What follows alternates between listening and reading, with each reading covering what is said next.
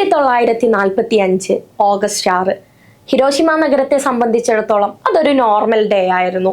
കുട്ടികൾ സ്കൂളിൽ പോകുന്നു, പാരൻസ് ജോലിക്ക് പോകാൻ റെഡിയാകുന്നു, ഷോപ്പ് കീപ്പേഴ്സ് അവരുടെ ഷോപ്പ് തുറക്കുന്നു.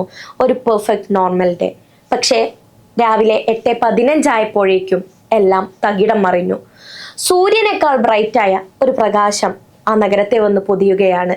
ഒരു സെക്കൻഡിനുള്ളിൽ 15,000-ലധികം ടൺ വരുന്ന ഒരു ആറ്റം ബോംബ് ഹിരോഷിമ നഗരത്തിന് മുകളിൽ പതിക്കുന്നു. കെട്ടിടങ്ങൾ അപ്രത്യക്ഷമാകുന്നു.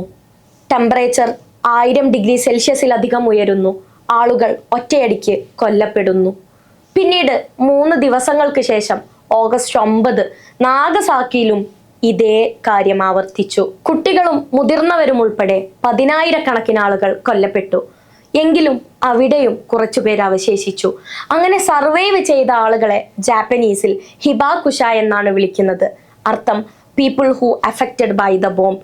പക്ഷേ അവരെ സംബന്ധിച്ചിടത്തോളം അവരുടെ യാതനകളുടെ സ്റ്റാർട്ടിംഗ് ആയിരുന്നു അത്. അധിക പേരുടെയും ശരീരമാസകലം പൊള്ളിയിരുന്നു.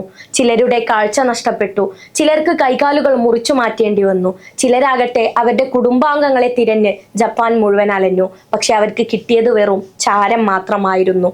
ഇതിനെല്ലാം ശേഷം ആർക്കും മനസ്സിലാവാത്ത ഒരപകടം കൂടി അവരെ കാത്തിരുന്നിട്ടുണ്ടായിരുന്നു: റേഡിയേഷൻ. ആഴ്ചകൾക്കും മാസങ്ങൾക്കും എന്തിനു വർഷങ്ങൾക്ക് ശേഷം വരെ അതുവരെ ഹെൽത്തി ആയിരുന്ന ആളുകൾ പോലും അസുഖബാധിതരായി വീഴാൻ തുടങ്ങി. പുതുതായി ജനിച്ചു വീഴുന്ന കുട്ടികൾക്ക് പോലും ക്യാൻസർ ഡെവലപ്പ് ചെയ്യാൻ തുടങ്ങി.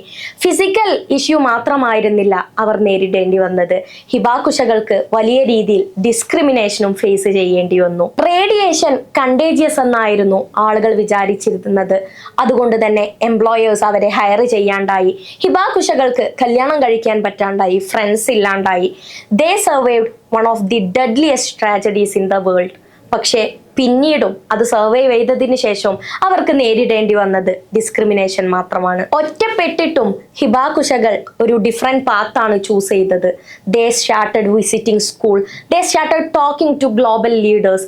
അവരുടെ പ്രശ്നങ്ങളും അവരുടെ പ്രയാസങ്ങളും അവർക്ക് നേരിടേണ്ടി വന്ന ബുദ്ധിമുട്ടുകളും എല്ലാം അവർ ലോകത്തിന്റെ ശ്രദ്ധയിലെത്തിച്ചു. Again and again they shared painful memories.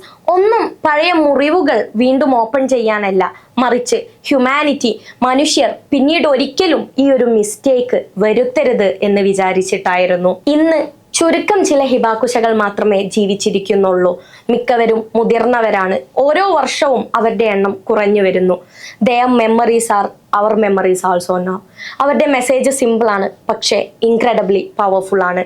No one should ever experience what they experienced. ഹിബാകുഷകളുടെ സ്റ്റോറി ഒരിക്കലും ഒരു യുദ്ധത്തിനെ കുറിച്ചല്ല. It's about survival, it's about forgiveness, it's about resilience.